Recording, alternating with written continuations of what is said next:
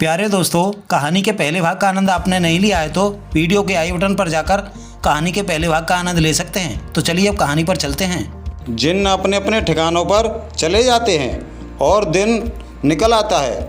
धीरे धीरे समय का सूरज आगे चढ़ता है तो कुछ पशु चराने वाले ग्वाले उस बगीचे की तरफ आते हैं। उनमें से एक ग्वाला पानी पीने के लिए कुएं की तरफ आता है और अपनी रस्सी बाल्टी लिए हुए कुएं में फांस देता है। जैसे ही ग्वाले ने रस्सी बाल्टी फांसी तो कुएं में गिरे संतोषी ने बाल्टी को पकड़ लिया। जैसे ही संतोषी ने बाल्टी को पकड़ा, ग्वाला घबरा गया और ग्वाला बोला, कुएं में कोई भूत है क्या भाई? तो संतोषी बोला, अरे भाई, मैं कोई भूत नहीं हूँ, मैं एक इंसान हूँ और धोखे से मैं कुएं में गिर गया हूँ। आपकी रहमत हो जाए तो भाई मुझे बाहर निकाल लो।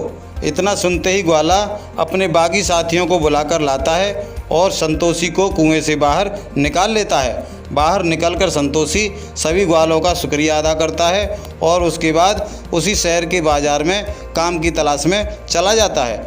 बाजार में पहुंचने पर शहर के जन जन के मुंह पर राजा की लड़की की बीमारी का चर्चा सुनाई देता है।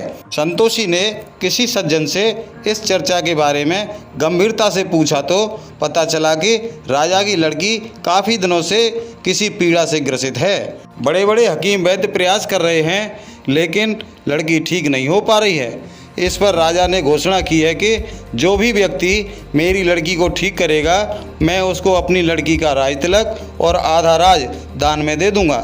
इतना सुनते ही संतोषी को कुएं की बात याद आ जाती है और बिना किसी लालच के राजा की लड़की को ठीक करने के उद्देश्य से राज दरबार की ओर चल देता है। राजा के परिसर में पहुंचने पर देखा कि हकीम वैद्यों की लाइन लगी है और अपना अपना प्रयास करने में लगे हैं। पूरा परिसर भीड़ से भरा पड़ा है। सभी लोग राजा की बेटी को ठीक होने की कामना कर रहे हैं। परिसर में पहुंचकर संतोषी अपना धैर्य बनाए हुए सारा दिन हकीम वैद्यों को अपनी कोशिश करते हुए देखता रहता है। जब शाम को सब लोग हार थक जाते हैं और सबने हाथ खड़े कर दिए तो अंत में राजा निराशा से दुखी होकर कहता है, क्या इस संसार में कोई ऐसा नहीं है जो मेरी बेटी को ठीक कर सके? सभी ने अपने सिर नीचे झुका लिए। जब यह सब देखते हुए संतोषी खड़ा होता है और कहता है, श्रीमान, सभी लोगों ने अपना अपना प्रयास करके देख लिया। अगर आप सभी लोग मुझे भी अपनी कोशिश करने की इजाज़त दें तो आपकी बड़ी मेहरबानी होगी। इतना सुनते ही परिसर के हकीम वैद्य और जनता सभी लोग संतोषी पर हंस पड़ते हैं। इतने पहुँचे हुए हकीम वैद्य कुछ नहीं कर पाए तो एक मामूली भिखारी सा दिखने वाला एक इंसान राजा की बेटी को क्या ठीक कर देगा?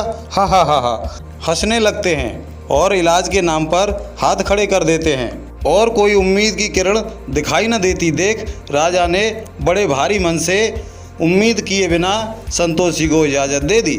संतोषी ने राजा से कहा, महाराज, अपने घुड़सार में से एक काला घोड़ा मंगाया जाए। तो राजा ने अपने मंत्री से बोलकर काला घोड़ा हाजिर कर दिया। इसके बाद संतोषी बोला, महाराज, एक पैनिया और मंगाई जाए और अपनी बेटी को सहारा देकर खड़ा करके बेटी के हाथों से घोड़े में 3 संटी मरवाई जाएं। राजा ने ऐसा ही किया और जैसे ही लड़की ने घोड़े में 3 संटियां मारी तो घोड़ा हिनहिनाता हुआ जंगल की ओर दौड़ लगाता हुआ चला गया और राजा की बेटी लम्हों में ठीक होने लगी। बेटी को ठीक होता देख राजा की खुशी का ठिकाना नहीं रहा।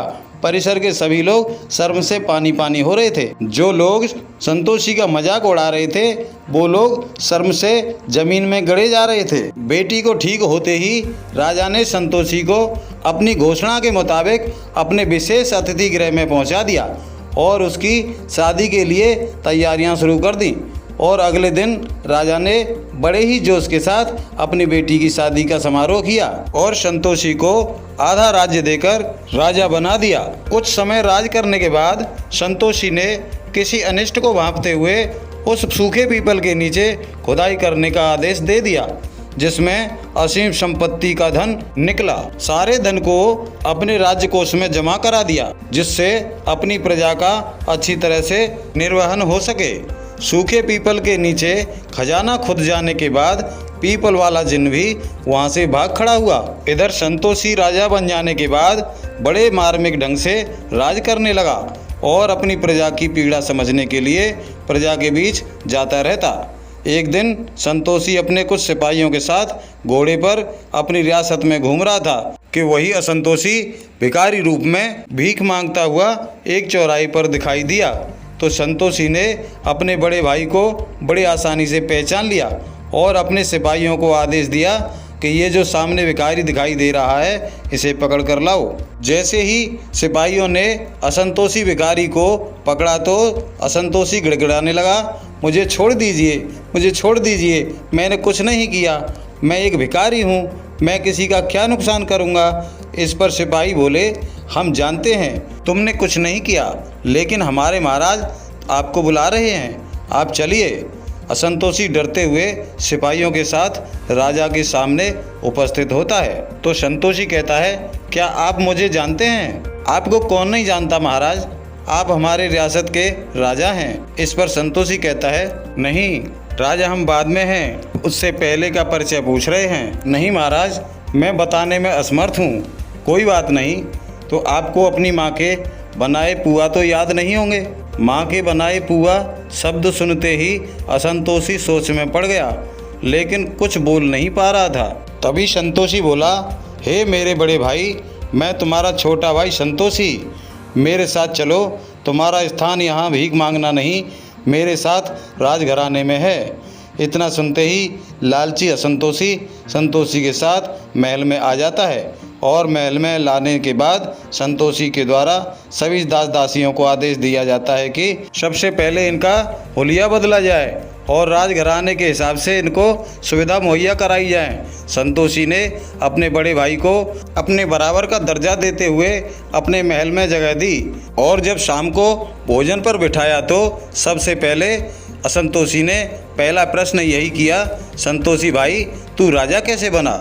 इस पर संतोषी बोला, बड़े भैया इन सभी गुजरी बातों को छोड़ दो, जैसे भी बना अब आप मेरे पास बड़े भाई की तरह बड़े स्थान पर ही रहोगे, आपको यहाँ कोई भी असुविधा नहीं होगी। असंतोषी कहाँ मानने वाला था, वह सब जानने के लिए पीछे ही पड़ गया। तो संतोषी ने एक एक कर सारा घटनाक्रम असंतोषी को सुना दिया। इस पर असंतोषी बोला, भैया आज रात को तू मुझे भी उसी कुएं में डाल आ। यह तुम क्या कह रहे हो बड़े भैया, यहाँ पर आपको कोई कमी नहीं होगी। असंतोषी को लगा कि यह मेरे साथ नहीं जाएगा। खाना पीना खाने के बाद मन में फैसला कर लिया कि वह अकेला ही रात को उसी कुएं पर चला जाएगा जिस कुएं में उसने संतोषी को गिराया था। रात को जब सभी लोग सो गए तो चुपके से उठकर 12 बजने से पहले उस कुएं पर पहुंच गया और कुएं में छलांग लगा दी और कुएं में हाथ पैर किनारों से अड़ाकर पानी पर लेट गया और दोनों जिन्नों का इंतजार करने लगा। जैसे ही रात के 12 बजे दोनों जिन्न घूमते हुए उसी कुएं पर आकर दोनों किनारों पर बैठ गए और बतियाने लगे, अरे दोस्त हम तो बेघर हो गए भाई। दूसरा बोला, हम भी बेघर हो गए यार, ऐसा लगता है कि हमारी बातों को कोई सुन रहा था। जिन्न इतना ही बोले कि कुएं में से असंतोषी हूँ हूँ की आवाज़ देने लगा। हूँ हूँ की आवाज़ सुनकर दोनों जिन्न कुएं में उतर गए और कुएं में से असंतोषी को पकड़कर ऊपर कुएं के किनारे ले आए और बोले, दोस्त यही है हम दोनों को बेघर करने वाला। इतना कहते हुए असंतोषी को दोनों जिन्नों ने एक एक टांग से पकड़ लिया और बीच में से चीर दिया। चीरने के बाद एक फाड़ इस किनारे रख दी और एक फाड़ उस किनारे रख दी। बुलाकी नाई, यह वही दोनों फाड़ हैं जो असंतोषी की हैं। असंतोष के कारण अपनी जान गंवा बैठा, नहीं तो अपने भाई संतोषी के साथ राजा बनकर राज करता। नाई, अब तेरे सवाल का जवाब पूरा हो चुका है, जवाब से संतुष्ट है? हाँ महाराज, मैं पूरी तरह संतुष्ट हूँ। तो ठीक है, अब रात बहुत हो गई है, अब सो जाते हैं, सुबह गंगा जी के लिए चलेंगे। दोस्तों, कहानी यहीं समाप्त होती है। आपको कहानी कैसी लगी कमेंट बॉक्स में ज़रूर बताना। अभी तक आपने हमारी कहानी लाइक नहीं की है तो लाइक कर दीजिए और ऐसी ही रोचक कहानियाँ प्राप्त करने के लिए हमारे चैनल को सब्सक्राइब कर लीजिए। मिलते हैं अगली वीडियो में, तब तक के लिए नमस्कार।